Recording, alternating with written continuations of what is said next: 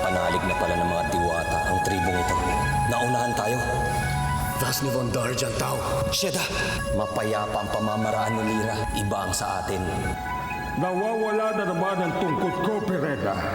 Ninakaw ulit yun sa akin at isa lang ang pwedeng gumawa nun, hindi ba? Pinagbibintangan mo ba ako? Tila naging mailap sa akin ang katotohanan. Ang tungkod ni Imaw ay nawawala. Tingin mo, Gurna, sino kaya kumuha ng mahiwagang tungkod ni Imaw? Anong kailangan natin pag-usapan, Asval? Ginagawa na ni Hagar ng lahat para manalas sa nilalapit na digmaan. Nagpapakalat na siya ng maraming kawal. Ginagawa rin namin ang lahat upang magtagumpay. Ang kantaw ni Ibrahim, nasaan? Naghahanap ako ng magandang pagkakataon.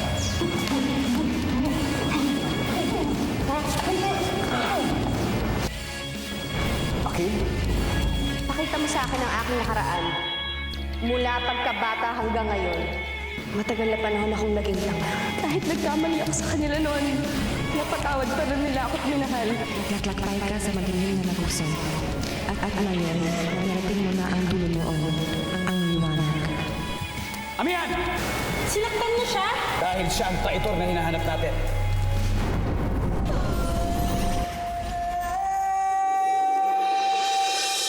Ano ibig sabihin nito, Akil? Totoo ba mga sinabi ni Ibrahim? Tinatraidor mo ba kami?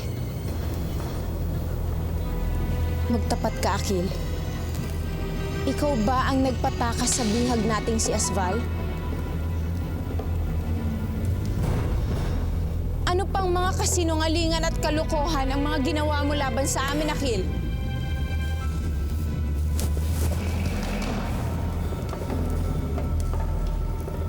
Magtapat ka! Itay!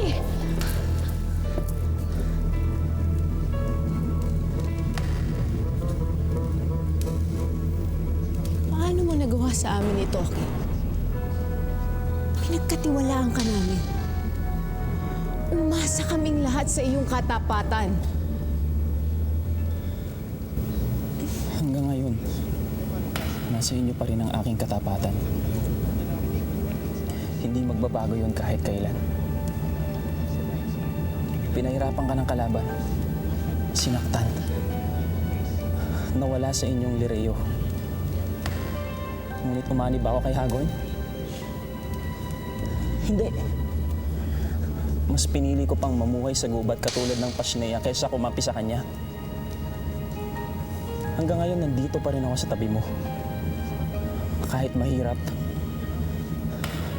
kahit hindi sagana, hindi kita iniwan. Hindi kita iiwan, mahal na Rina. Talagang hindi mo siya iiwan. Dahil isa kang espiya. At wala kayong pinagkaiba ni Asval. Hindi totoo yan. Kumilos ako ayon sa sarili kong paraan. Para na rin sa lahat. Nahihirapan na akong makita kayong tinatalo, sinasaktan at sinusugatan ng mga kampo ni Hagorn. Ginawa ko lang ang inaakala kong tama para sa lahat. Hindi na tayo natahimik simula nung kinuha nilang Lireo. Oo, tinatakas ko si Asval. Pero ginawa ko yon dahil ayaw kong sirain niyang tiwala ninyo sa akin. Ngayon alam ko na na isang malaking pagkakamali yun. Sana noon pa man ay nasabi ko na sa inyong lahat.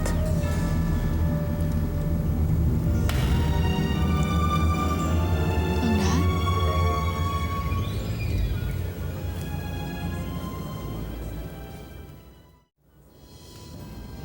Minsan ay lihim na nagtawag si Asval ng isang pagpupulong.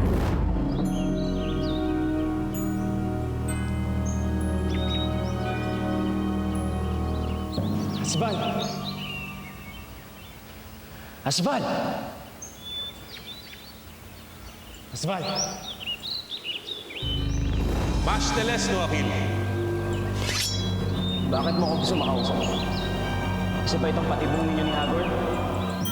Wala akong sandata at nag-iisa lamang ako, Akil. May alok ko sa'yo. Tutulungan kitang may balik ang Lireo sa mga sangreng pinaglilingkuran mo. Kung tutulungan mo rin akong mabalik sa akin ang Sapiro. Anong gusto mong gawin ko? Ang kantaw ni Ibrahim at ni Lira, yun ang kailangan ko.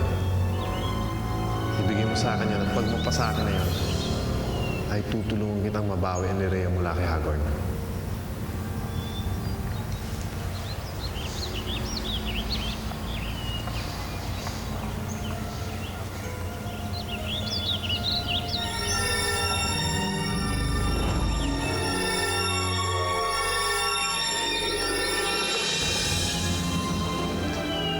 Bibigyan kita ng panandaliang kapangyarihan.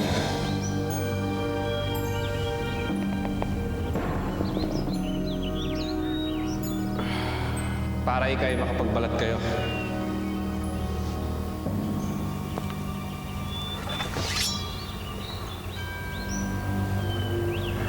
Hindi ko kailangan ng espada.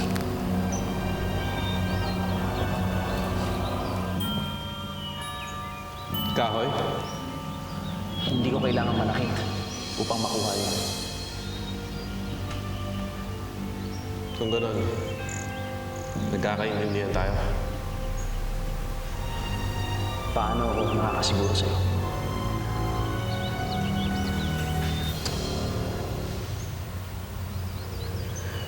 Akil, kilala mo ako. Tayong dalawa na siguro ang pinakamatandang nilalang dito. At alam mong hangarin ko lamang ang sapiro. Kaya gagawin ko lahat para makuha ito. Kung kinakailangan iwanan at bagtaksalan si Hagorn, gagawin ko.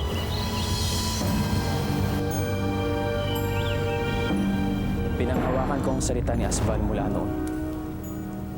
Patawarin niyo ako kung isang malaking pagkakamali ang aking nagawa. Talagang mali ang ginawa mo. Hindi niyo dapat binibigyan ng halaga ang mga sinasabi ng traidor na gaya ni Asval. Nasa iyo ang kantaw ko. Kinuha na rin ni Asval, Lira. Pastangan ka! Huwag iparo! Kumikilos ka nang hindi alam na iyong reyna? Yan ba ang katapatan na sinasabi mo? Pero ginawa ko lahat para sa Lireo. Intensyon ko lang ang kunin ng mga kantaw. Ni hindi ako gumamit ng espada. Hindi ko intensyon ang saktan kayo mag-ama. Tama na. Anong nararapat nating gawin, Amihan? Patawarin niyo ako. Sana'y mapatawad ninyo ako. Ngunit itutuloy kong usapan namin ni Asval. Sa sandaling matulungan niya akong mabawi ang Lireo, paiikutin ko siya at muli kong babawiin ang mga kantaw.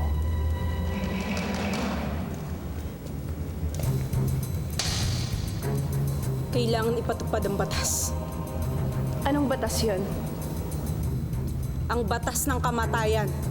Kaya mong ipapatay si Akil, Ashti? Hindi ba Oo, Danaya, yun ang nararapat sa traitor na kagaya mo.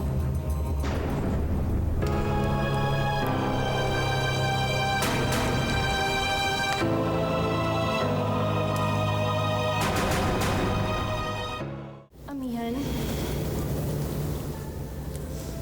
mahirap gawin? Ngunit sumasang-ayon ako kay Danaya. Kailangang ipatupad ang batas.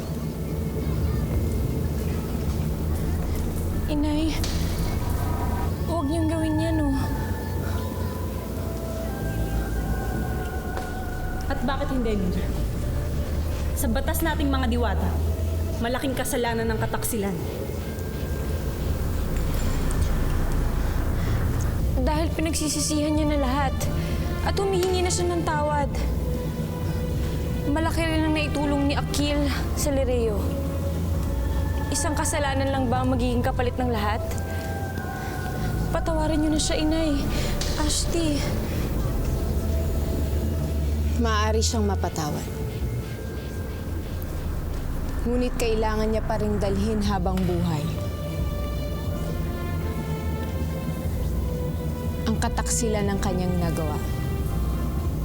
Dadalhin mo habang buhay ang kahihiyang iyan, Akil. Habang buhay, natatatak sa iyo ang pagiging taksi. Verena, marami ako napitas sa prutas para sa'yo, Verena. Bakit ganon, Gurna? Bakit naniwala ako sa'yo na ikaw lang kakampi ko at nang nagmamahal sa akin? Dahil yun naman totoo, di ba? Hindi. Hindi totoo yan. Hinubog mo ko sa maling akala. Binaniwala mo ko sa mga kasinungalingan mo. At dahil sa ginawa mong yan, tinanggalan mo ko ang karapatang maramdaman ng pagmamahal ng aking ina at ng aking mga kapatid.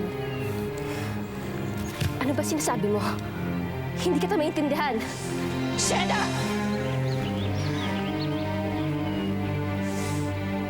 Tama ng paninilang mo, tama! Hindi na ako musmos para mapaniwala mo pa.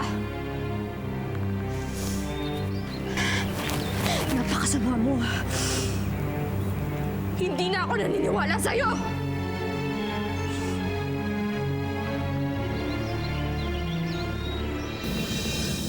Naiintindihan ko, mahal na Reyna. Kinalulungkot ko. Ginawa kong napakababa ang aking sarili sa harapan mo. Kinalulungkot ko.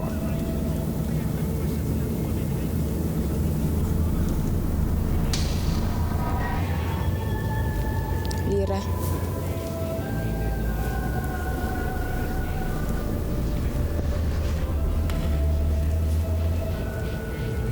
Ibarra, tayo na. Ibarra.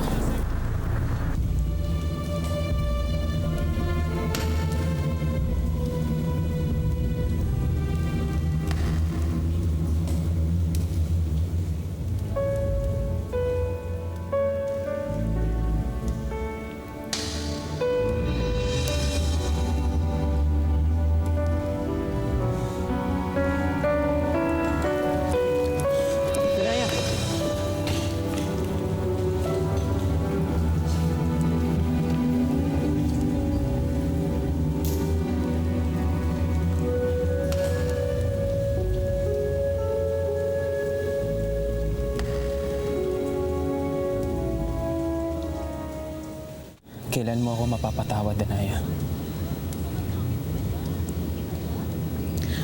Buong buhay ko, nagtiwala ako sa katapatan mo.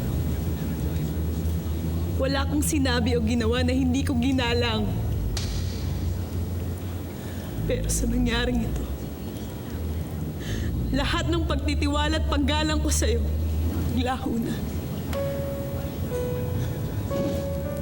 Hindi ko akalaing magagawa mong kataksilang ito, Akin. Tulad ka rin ni Verena, ni Asbal at Hagorn. Hindi ka karapat-dapat. Kaya huwag ka nang umasa pa na mapapatawad kita. Danaya, ang pagiging sangre mo ang umiiral ngayon. Ano ba ang sinasabi ng iyong puso? Ayoko nang pakinggan ang sinasabi ng puso. At baka hindi ko na to pakinggan kailanman.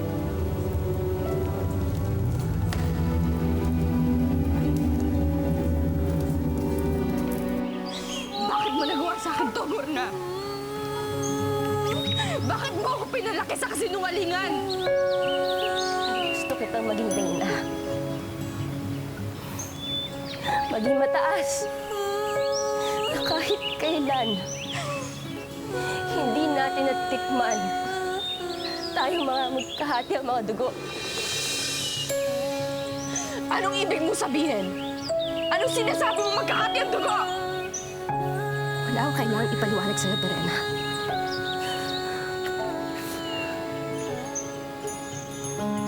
Alam mo, naging tapat ako sa'yo.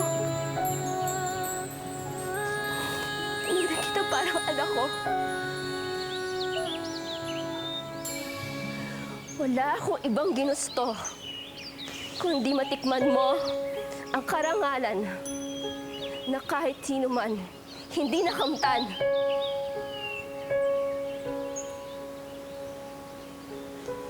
Sa sarili kong paraan, naging tapat din ako sa'yo, Gurna. Sa sarili kong paraan, minahal din kita, katumbas ng isang ina.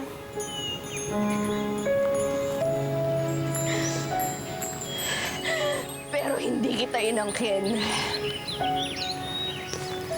Nasa iyo pa rin ang kalayaan pinagkait mo sa akin.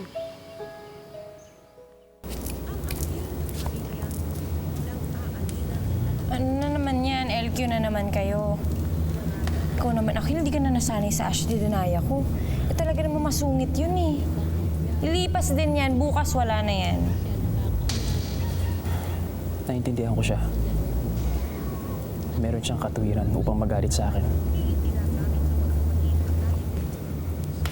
Isang bagay lang, Lira. Gagawin kong lahat upang maibalik ko ang tiwala ng iyong ina. Lalong-lalo na ni Denaya. Babawi ako sa inyo. Babawi ako sa inyo. Naiintindihan kita. Maraming salamat sa pag-unawa, Lira. At sa paglagpas mo sa akin sa tiyak na kamatayan. Isang malaking utang na loob na tatanungin ko yun habang buhay. Salamat.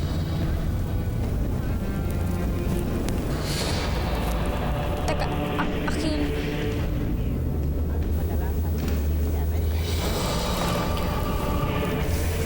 Saan na lang pupunta yun?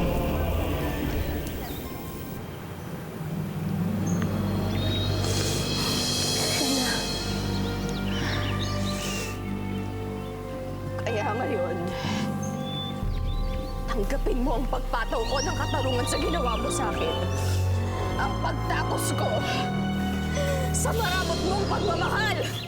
Ay!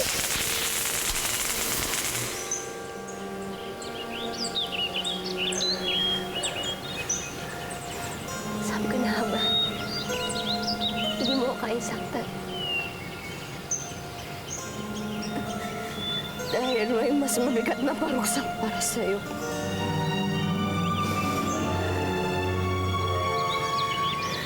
Tara na.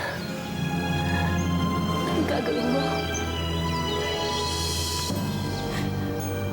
Patawarin mo ako, Gurna. Pero kailangan kong gawin to.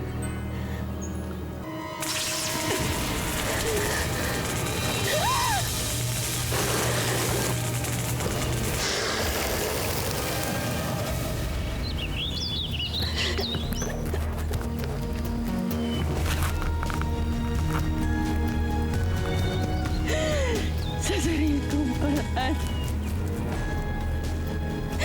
Minahal din kita, Gurna. Pero yun ang parusang nararapat sa'yo.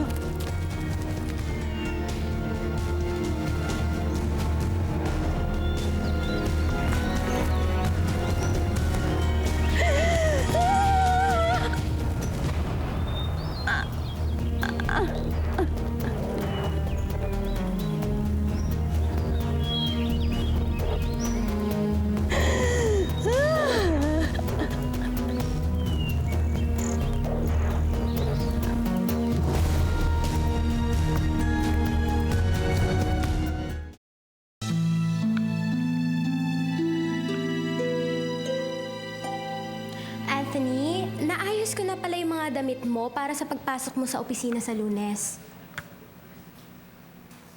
Huwag ka mag-alala, mas tutulungan kita ngayon para naman mas matuwa sa akin ang mommy mo.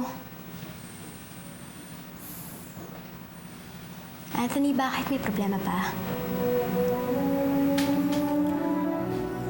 Nagtataka lang kasi ako eh. Bakit ba hindi mawala sa isip ko si Mila? Si Mila? Bakit mo naman iniisip si Mila? Hindi ko nga rin alam eh. May sinabi kasi sa akin si Bono tungkol sa kanya. Namahal ko daw si Mila. Mahal na mahal. Kaya lang bakit ganun? Bakit hindi ko matandaan na minahal ko nga siya?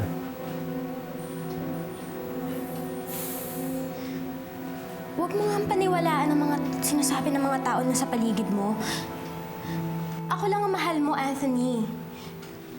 Tayo ang totoong nagmamahalan.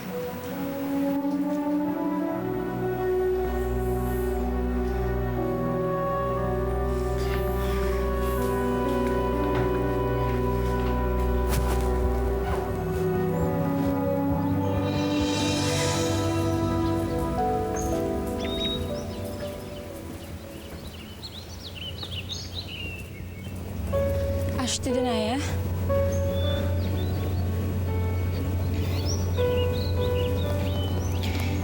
Inintindihan ko nararamdaman mo. Alam kong nalulungkot ka. Sigurado ako hindi nang nararamdaman ni Akil. Pero alam mo, duda ako. Kaya yun umalis. Dahil gusto ko niyang bigyan ng space. Para bang yung... Sabi ko nga, sungit talaga nun. Lira! May bisita ka. Arilon, anong nangyari sa'yo? Mahal na sangre, Lira. Masamang balita. Sinugod ng mga pangkat ni Agor ng aming kuta. Sa pilitang kinuha ang aming mga kasamahan. At isa lang po ako sa kaunting nakatakas. Walang hiya talaga yung Hagor na yun. Wala siyang patawad. Pati ba naman kayo? Kailangan namin ng tulong niyo, mahal na sangre. Huwag ka mag-alala. Gagawin kong lahat para makatulong. Kailangan ko makausap si Ashley Perena.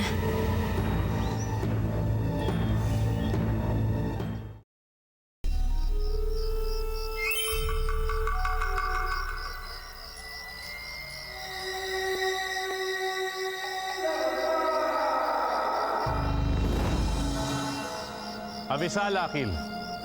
Dala mo ba ang nakapagkasunduan nating kantao ni Ibrahim? Alam na nila lahat.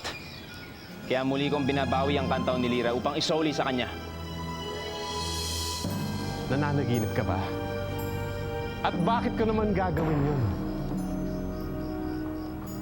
Tama si Ibrahim.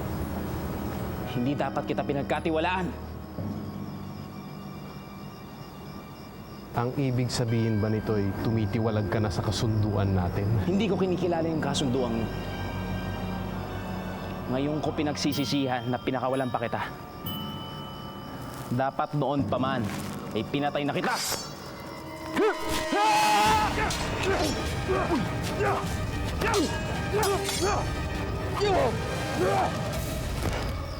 Hindi mo ako matatalo, Asbal.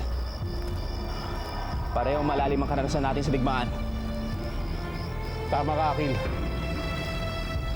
Pero wala kang kapangyarihan tulad ko!